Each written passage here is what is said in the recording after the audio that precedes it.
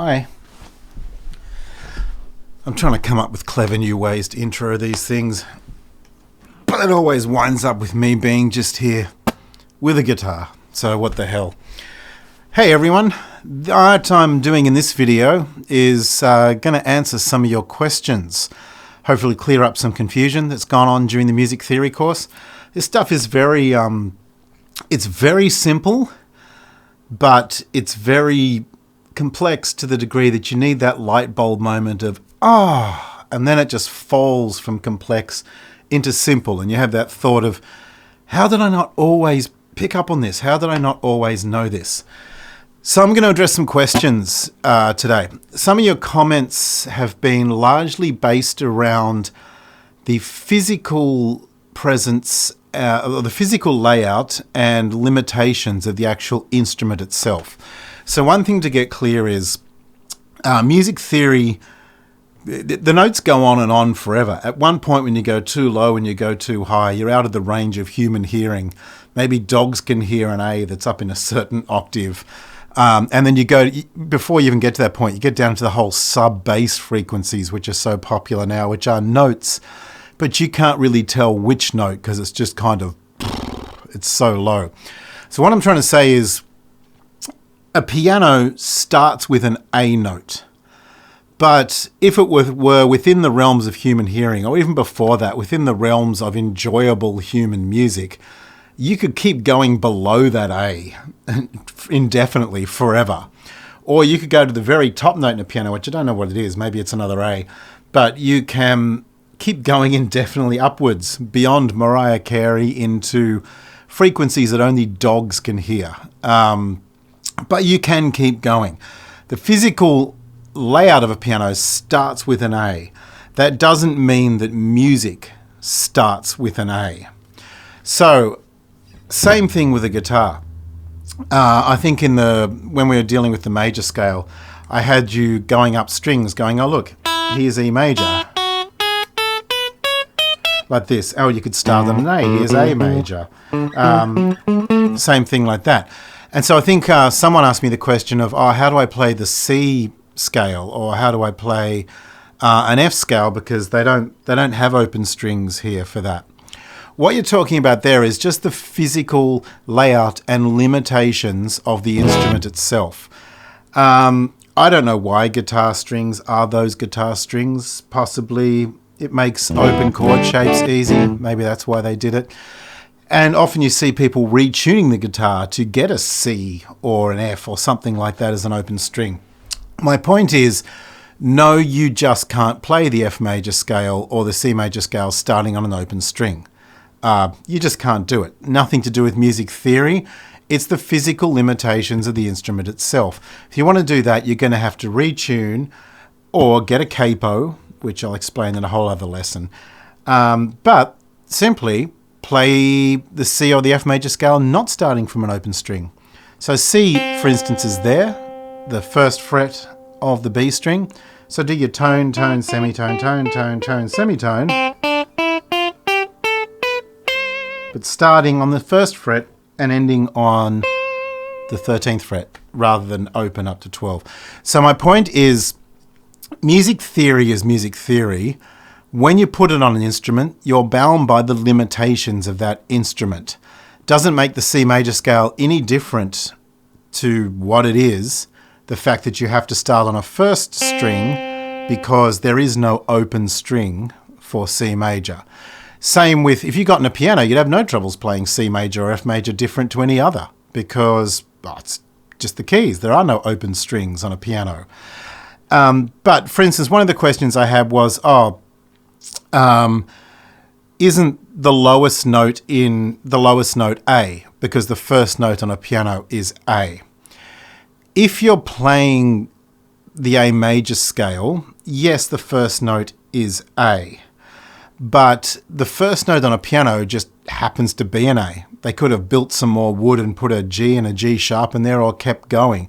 They obviously just decided at some point that the lowest note people wanted to hear was an A note.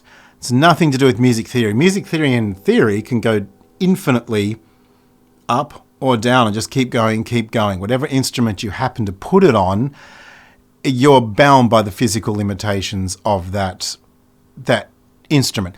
So I think the question someone was asking was, isn't, for instance, the lowest note in G or B minor an A note? Because that's as far as you can go down. Or on a guitar, you could say, isn't the lowest note in A or B minor an open E string? Because that's as far as you can go down. No, you're just talking about the physical limitations of the instrument. And that's why people have, for instance, 7-string guitars, or they retune this so they can actually get down to a B or something like that. So I hope that clears it up, the physical limitations of the instrument versus music theory is this ethereal thing that can be applied to any instrument. And you've got the physical limitations of them. The other thing I want to clear up, there were questions about root notes and tonic notes. Tonic means the same thing as root note. There's jargon, which I'm going to cover later in music theory. Tonic, root note, it's all just jargon. It means the note that the chord or the scale is built from. And it's easily recognized because it is the alphabetical representation. In an A chord, it's built on an A. In a B flat chord, it's built on a B flat. In an A minor chord, it's still built on an A note. In a B flat minor chord, it's still built on a B flat note. Same with the scales. An A major scale is built on an A note, and an A minor scale is built on an A note. Now, what I mean by built is, I literally mean other notes are added. So if you were going to, what I mean by built on an A note for an A chord, you get an A note, you add other notes to it, which are C sharp and E, you hit them all at the same time, and that's, out of tune, oh well, that's an A chord built on an A note. A scale, you're adding notes, you just don't hit them all at the same time. So you have an A note, you build on it by adding other notes, up to another A note, and you've created an A scale, once again built on an A note. So do not confuse that with like the lowest note in a piano or anything like that. The root note, tonic note of an A major scale or chord, or an A minor scale or chord, is the note A. Scales and chords are collection of notes. Don't even get confused by the fact they say major and minor. They're collections of notes added to an A note. An A note itself can't be major or minor. It's a note. So when it gets added to, you either create an A major scale or an A minor scale, or if it's a chord, you create an A major chord and an A minor chord. And then we go off into like minor 7 flat 9, but all of that is still built on an A note. So whatever you see alphabetically there, that is your tonic / root note. So I hope that kind of clears that up, how that all works. The thing to remember is, for practical purposes, it's not entirely relevant. The only real relevance for it is when you're dealing with chords. If you've watched all the lessons till now and you watched up to the one that has the numbers in them, when you're dealing with chords in the major key, for instance, you want to know what the first is, because that's the one you'll keep going back to and resolving to. So say we're in G, which we're familiar with. G is the first. So G, D, C, A minor, whatever we're doing, we keep coming back to G. That's the time you need to know what's the first. When you're soloing or singing, it doesn't matter. The only reason you really need to know what's the tonic, what's the root note, is to know where you would start if you are literally just playing the scale for the sake of going up and down the scale, or something like that. When you're soloing, you're not thinking you don't have to start on G in the key of G. You can start, anywhere in the scale.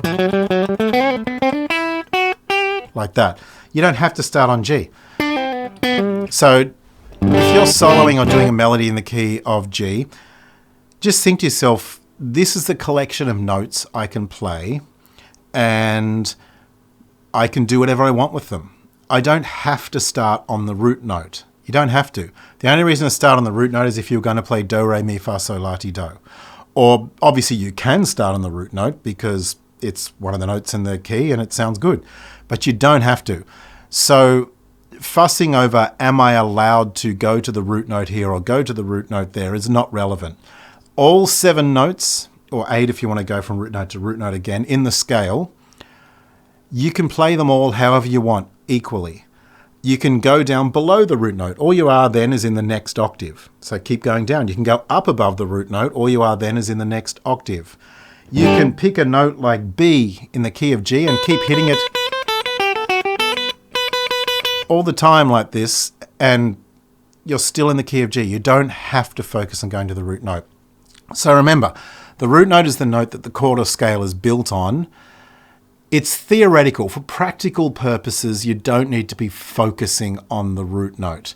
Now, we're going to be dealing with something called resolving notes to chords in the not too distant future, where you can make yourself sound better by focusing on every note you're playing, not just the root note. But that's a different thing. For the time being, to clear these things up, and actually as a good example, somebody raised the song Hallelujah by Jeff Buckley in one of the comments. Well, actually, it's by Leonard Cohen. Jeff Buckley probably did the most well-known version of it, which is in the key of C. And they were sort of saying, I can't identify whether it's in the key of C or if it's in the key of A minor. It's hard to tell which one, because it goes to both C, A minor over and over during the verse. Yeah, that can be tricky. And as I said in the comments, I have seen pro musicians debate whether a song is in A minor or C. It can be vague. I mean, the general test is if you were going to finish the song, would you sort of finish on C or A minor? Now, both will sound right. You could be doing, you know, and finish with, or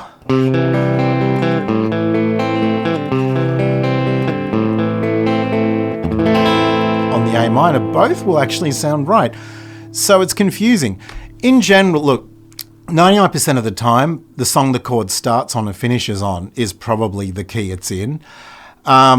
The second point with this is it actually doesn't matter for any practical reason. The only reason to really know if Hallelujah is in C or if it's in A minor is to win a debate on which key is this in, or it's to, if you were going to write out the stave, maybe, but it's for all practical intents and purposes to perform Hallelujah, to write Hallelujah, to improvise a solo over it, to improvise melody, do whatever you want. There's no practical reason to know whether it's in C or A minor because they have the same notes and chords. So the answer to the question is it doesn't actually matter. But if you really technically want to know, probably the chord it started on. If it's going C, A minor, then yeah. If it was going A minor, C, you'd say it's in A minor. C, A minor will probably be in C. And when they finish the song, when he does like the Hallelujah, and it goes back to the C. The fact it started on the C there is a good indicator that it's in the key of C. If it went back to A minor there, it'd be a good indicator that it's in A minor. But generally, whichever one it starts on is probably it, but it doesn't actually matter. So I hope that's cleared some things up that people asked in questions. I want to iterate with the first one because I think there's a lot of confusion out there about understanding that music theory, the notes, are completely separate to your instrument's physical representation of them. The fact a piano starts with an A key does not mean that the key of B minor only actually goes down to A. No, the key of B minor will go on indefinitely forever into notes that we can't even hear as human beings, and it will go up in the same way. It's just your piano, they stopped at A, so I can't get down to G, F sharp, whatever, because the piano itself stopped. Doesn't change the key. Music theory never changes. It's just, that's it, the physical instrument. Same with this. You've only got certain notes as open strings. The fact you can't start the scale of C on a C note open string doesn't change the scale of C. It never changes. You just have to start somewhere else, like on the first fret. And likewise, when you go down, you don't have to stop at the bottom E. If you're in the key of D, the key of D doesn't stop at E. Your physical ability to play it does, unless you want to tune down to D or get a 7-string guitar with lower notes. I hope that clears a few things up. I was just going to cover a few other things that weren't mentioned in the questions, but I think are important for you to know. If you're starting to analyze the keys songs are in by looking at them, like Hallelujah, you will at some point, as you keep doing this, come across chords that aren't in the key. You'll be in the key of C and someone will play an A major. You'll be like, what the hell? Has the key changed? What's going on here? No, it hasn't. They're called accidentals, and they are extremely common in music. They're all over the place. In fact, certain sounds, such as when you hear blues, are created by doing those, by breaking the rules of the key and throwing other chords in. We will be covering all of that. It's just jumping the gun a bit now to start to analyze those chords. So basically, what it is you need to know the rules of the key in order to know how to break them to create certain cool sounds. And having said that, the rules of the key are not some basic thing that everyone ditches. So many well-known songs, and I mean hundreds of thousands, millions, I don't know, songs you've known really well, all the way from Elvis, the Beatles, forward to Blink-182, Kings of Leon, whatever. So many of them are just the major or minor key. It's an option to stay in that and do no accidentals and to just stick to the rules of the key. It's one sound, and it's a very used sound. So don't think you've just got beginner's stuff with the major and minor keys, but you will learn to break the rules of those keys to create certain sounds. So at the moment, don't get distraught if you see a G minor in the key of C, if you see an A major in the key of G. Don't get distraught, because they're there for a reason. They're not wrong. They're not a mistake. And the key itself hasn't changed. You're just going to learn about those as you go on further. The last thing I was going to tell you to, and I'm going to do a separate thing on this because music theory can be a lot simpler than how it's explained. The textbooks have things like circle of fifths, subdominant, perfect fifths, pentatonic scale even. Ignore all of those expressions. These actual musical concepts have very, very simple explanations, and we will be covering those. But all of that jargon, if it confuses you, drop it, because chances are you don't need to know it. You already know what a fifth is from if you've made it up through the lessons to counting along. You know what the fifth note or chord is. You really don't need to know if it's perfect. You don't need a circle of them. You don't need to know whether it's dominant or subdominant. All of this stuff, you just don't need to know it. The pentatonic scale, if you've come across it, I'll give you a hint. When we cover it, you'll be using it a lot, but I'll cover it in more detail. But it is just the major or minor scale with 2 notes removed. That's it. If you want to start analyzing penta, 5 tonic, 5 tonics, what does that mean? Then sure, if you want to know music for the sake of having the education, for knowing all of the terminology in that, then by all means pursue all these things. If you want to know music for the practicality of playing it, then don't worry, don't get bogged down in that stuff. I will mention them as we go so you're aware of it, so you're not confused. But for all intents and purposes, for practically playing and writing music, you don't need to know all that stuff. In fact, I know musicians who are pro who've played for some of the biggest names on the planet, and I reckon if I pulled them in and said, how often have you used the circle of fifths, they'd probably go, the what? Or they might go, I get that, but I don't really think about it. So keep that in mind. Yeah, that's it. Keep your questions coming, and I will keep these videos coming. It's good to know what your questions are so I know what to make a video on so I can explain them. And hope that helps.